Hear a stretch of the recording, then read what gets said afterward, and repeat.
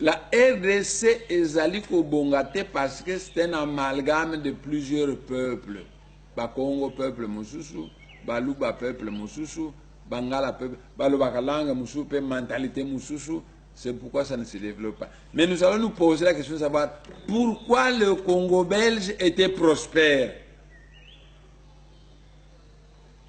Natango Congo belge, Bangala, Baluba, Baswahili, Bazali Kolobake Mukongo Mundele. Parce que mentalité à Bakongo est semblable à Mundele. Et Natango Congo belge, ça marchait, le Congo belge, c'était un paradis parce que il y avait une race supérieure, les Belges, plus une race supérieure, les Bakongo, qui s'associaient et qui dirigeaient. Toute l'administration du Congo belge était maintenue par des Belges et des Bakongo, deux races supérieures. Tandis que les Bangala, les Belges disaient que ce sont des brutes qui sont tout bons pour brutaliser les indigènes du Congo belge. On doit les mettre dans l'armée. Donc l'administration, c'était les Belges et les Bakongo. Les finances, c'était les Belges et les Bakongo. La médecine, c'était les Belges et les Bakongo. Mais l'armée, c'était les Bangala. Aujourd'hui, indépendance, pour cochonner les Congo belges, les Belges vont changer le Bango. Balongoli Kassavubu, un bon gestionnaire, va remplacer Mobutu, un Mungala voleur. Et Mobutu, Mokonzi, à un stade devant le peuple na yalbi atako ba yibaka kasi yiba moke. Mais moke c'est combien par rapport à quoi? Parce que 1 million ils ont moke par rapport à 1 milliard. Atako ba yibaka kasi yiba moke. Mokonzi mobimba qui ne sent pas la gravité, mais la mentalité ya bangala ko yiba ils ont rien. Par conséquent akulu Atako bayiba kakasi yiba moke. Dans le royaume du Congo, l'empire du Congo, soko yibi ba enterré au vivant na marché. Mais kuna epa bangala soko yibi elombe. Bazo kumsa yo. Différence de mentalité. Ba belge, tango bazako dirige mboko, ils considèrent le Congo belge comme leur propriété privée. Et alors ils voulaient que ça marche bien. Alors l'administration, ba Congo, na ba belge. Force publique, Bangala. Donc, comme indépendant, administration, il y a un Kassaouba, le monde a un Kassaouba, na Mobutu Mongala. Et Mobutu a un stade à l'objet, attaque au Bayiba, Kayiba, Moke. Mingaï n'a l'objet que Moke par rapport à combien? Parce que 1 million de dollars, ils allaient Moke par rapport à 1 milliard de dollars. Mais ce qu'on y a 1 million, c'est beaucoup d'argent. Donc, c'est vague. Atako ba yibaka yiba moke. Donc chef a passé ordre au yiba mais ezala moke. C'est très grave. Aux hommes on a différence de mentalité. Bakongo bazana mentalité. Bakongo ils disent kiame ivoa kieto kavwako. Ça veut dire le mien c'est ma propriété mais le nôtre n'est pas ma propriété. Aux hommes on a différence de mentalité. Au yibi et ba bangala bazoku misayo elombe. Et pas Bakongo, on te dit que Kiame, Ivoire, Kieto, Kavwaku. Le mien, c'est ma propriété, mais le nôtre n'est pas ma propriété propre. Ce qui faisait que Kassavubu, quand il allait en mission, le surplus de frais de mission, tant qu'on a l'État. Parce que Kassavubu, non, salaire, bafutanga suka sanza, ezali yangai. Mais mbongo ya mission, va passer parce que nous na Addis Abeba. Pona lia, pona mela. On a keneki na Addis Abeba na le na meli, nda momongo ya frais d'émission ezongi. Frais d'émission bakamaza on a kese l'État azongi si yango Bangala, Baluba, Baswahili, Balobi, Kassavubu azali yuma. Il fallait aïba mbongo wana. Kassavubu azali yuma. Bolongo liye, bo remplacer Mobutu, miso makasi ndokite, eh bien, aye na stade, atako ba yibaka, mais yiba moke, mokonzi mobimba. Vous avez la différence de mentalité? Mais je vous dis que le Congo belge marchait très bien, c'était un petit paradis. Pourquoi? Parce que l'administration était gérée par les Belges qui étaient une race supérieure, les Bakongo qui étaient une race supérieure, et l'armée, on l'a donné au Bangala. Les États-Unis marchent pourquoi? Mais il y a des peaux rouges là-bas, ils sont sous-développés. Il y a des noirs là-bas, ils sont sous-développés. Il y a des jaunes qui sont moitié-moitié. Mais pourquoi les États-Unis marchent? C'est parce qu'il y a une race supérieure aux États-Unis, les Blancs, et les Blancs imposent leur rythme aux Noirs, aux peaux rouges et aux jaunes. Donc les Noirs sont obligés de suivre le rythme des Blancs, les peaux rouges de suivre le rythme des Blancs, et finalement les États-Unis est développé. À cause de toutes ces races qui ont suivi le rythme de la race supérieure, les Blancs.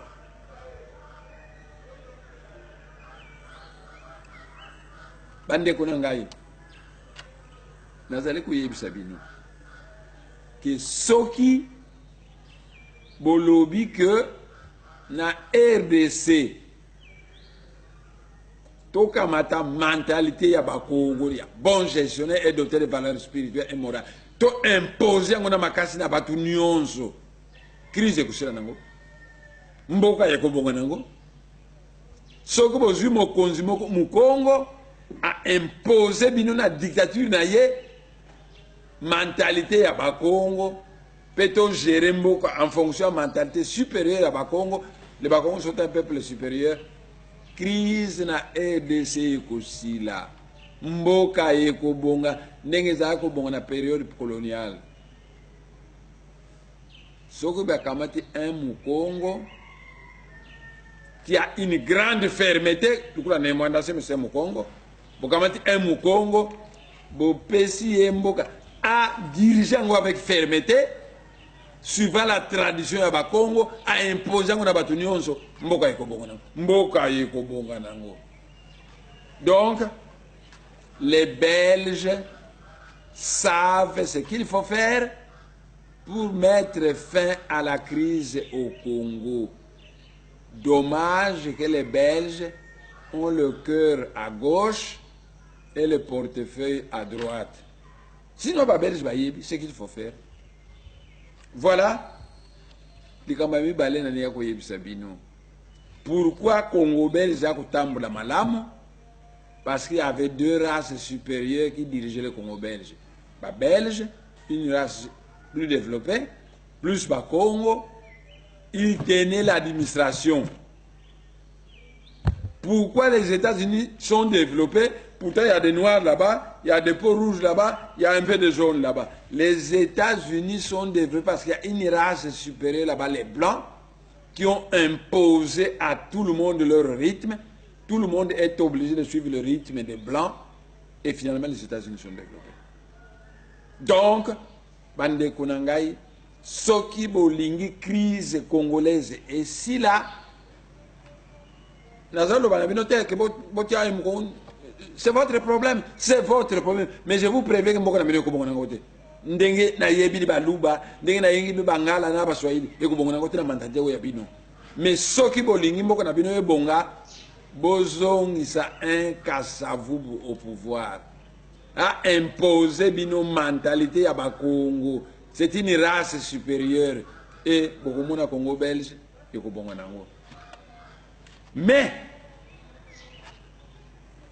toko imposer mu Congo te, mais toko comparer makambo ile kana ba étoile mususu. Dans certaines étoiles, quand il y a trois races qui habitent une étoile, chaque race a son roi.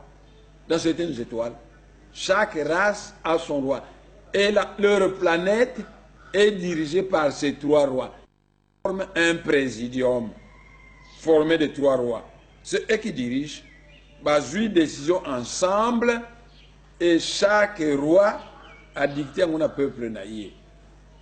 Donc, ce que vous pouvez faire, vous devez éviter pour le moment d'avoir un président unique en RDC. Évitez un président unique. Dans le président Kabila, le président unique, il y a pas Swahili. Mais vous avez dit que vous avez Congo, il y a que Sakanate, Kolongo la Congo na misala. Basale gouvernement 48 Bakongo bazalité éviter d'avoir un président unique. Le 1 plus 4, c'est une demi-vérité. Bon, ça en sorte que Congo baza na président na bango, Baluba président na bango, Bangala président na bango, Swahili président na bango. Et ces 4 présidents vont former un présidium. Bakosala bango 4 villas somptueux, comme les maisons blanches dans la cité du fleuve. C'est là qu'ils vont vivre et ils vont commander la RDC. Mais 4 présidents, pas un seul, s'il vous plaît, pas un seul. Bokotia nani Muluba, tribaliste. Bokotia nani Muswahili, trop tribaliste. Bokotia nani Mungala, trop léger. Bokotia nani Mukongo, mais bino boboyi ba Congo. Beaucoup misaka Lumumba, beaucoup misaka boboyi ba Congo. Alors dans le bina bino boye, bopona 4 présidents, ba Congo na président na bango, Baluba na président na bango, Swahili na président na bango, Bangala na président. Et ces 4 présidents vont former un présidium de la Confédération congolaise. Pour diriger, ils vont chaque fois être ensemble, décider et mutu na mutu atindi yango epai na ye. Ce que vous savez, le présidium ndenge wana, c'est un peu comme le 1 plus 4, mais un T, ça ne sert à rien. Vous ne devez pas avoir un président unique, simplement un présidium. Il y a 4 grandes communautés, chaque communauté aura un président et tous ces présidents travaillent ensemble. Il y a des étoiles qui fonctionnent comme ça. Alors, bino, mosana bino ko kopé makambo ya poto, en Allemagne, bazana président mais allemand, bino bosaba allemand.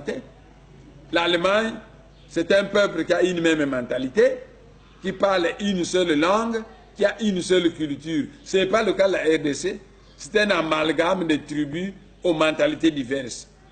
Alors, Baluba, bazali trop tribaliste, Swahili, bazali trop tribaliste, Congo, bazali mieux, bota la gestion à Kasavubu, na ya Mobutu, na ya Swahili, ezali différent, Bangala, balandi Congo, Bangala bazali tribaliste makasité. Donc les Baluba très tribaliste, les Swahili très tribaliste, Congo bazali tribaliste et Bangala balandi bango. Mais tolobi boye, le coup la boya Congo parce que babège va l'accepter donc boya Congo. Tolobi te bo imposer un président mu Congo mais bo sala boye. Congo na président na bango, Bangala pe bazu président, Baluba président, Swahili président et Bosali présidium.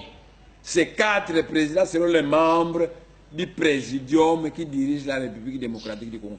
Ça s'est fait dans certaines étoiles, ça marche et qu'on peut marcher par Nabino. Et qu'on sauvegarde l'unité Nabino.